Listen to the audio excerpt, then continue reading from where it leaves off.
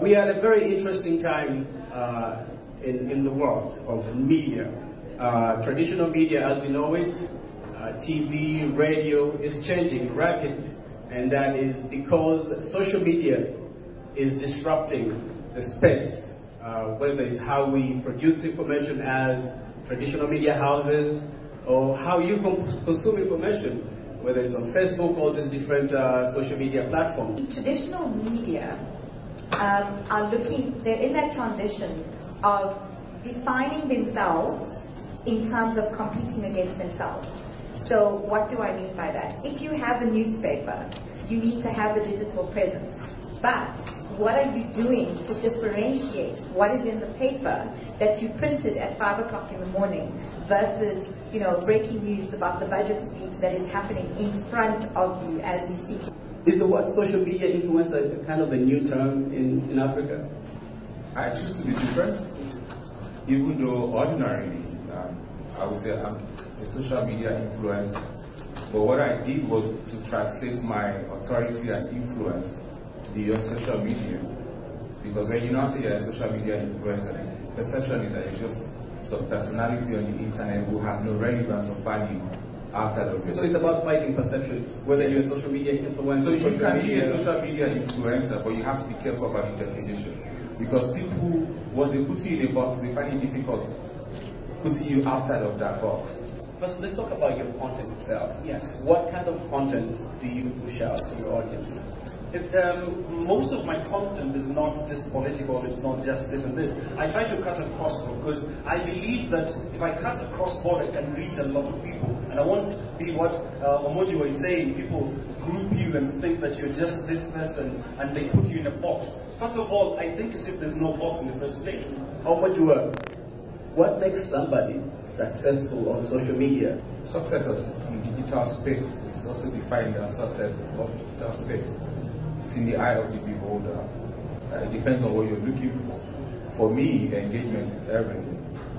The fact that I can say anything and have people who join the conversation is more important to me than if I had 5 million followers and they were not engaging in the conversation. So success, definitely engagement has to count. So I refer to engagement as the holy grail of social media, purely because it goes down to, it's not necessarily about your number of followers, it's about your number of followers being able to engage. So if you have a niche... And when you say engagement, that means retweeting, tweeting at you. Yes. It's one thing to have the numbers. It's another thing to have the influence. It's another thing to sustain the influence over a period of time. So the hardest thing for someone, getting the numbers is very easy. You can have something very crazy as Gangnam Style, go viral, have 1 billion followers, get everyone following you. But will you retain them? Maintaining them, you see? Relevancy is directly correlated to authenticity, because social media, I like to refer to it as that rebellious child within the marketing or communications portfolio, is that it will show you. How do you stay authentic to your audience externally? So about relevance and being authentic, first of all, I tell people social media is not about me. It's about the people.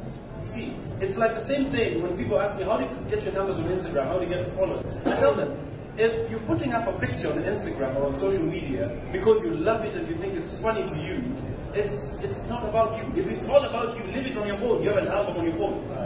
Leave it on your phone. You have to understand your crowd. Quickly, brutal, but would you say that traditional media is dying completely? Very good question. Very good question. Will traditional media die completely? No, it will evolve. It will evolve. So the ones that are smart are the ones that have actually evolved in such a way that I know conventional newspapers in Nigeria that have far more eyes online than they have for their newspapers. Maybe one day they will say, okay, let's just kill it. The way really a lot of newspapers are dying every day, but let's not overemphasize their death. I think they are just evolving. So they are digitizing traditional.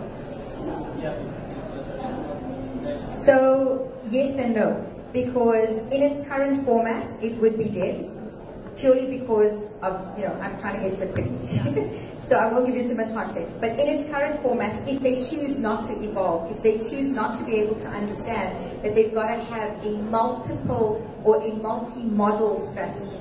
So that becomes the thing. The second aspect of it is that it can never die, purely because we are constrained, especially in Africa, South Africa, but Africa, by certain things like geography, access to the internet, signal, affordability. So these are the kind of things it means that it will never die, but traditional media have to put effort into ensuring that they have a multi-model strategy. You know the conversation is good when they start telling you to wrap it up, when people are starting.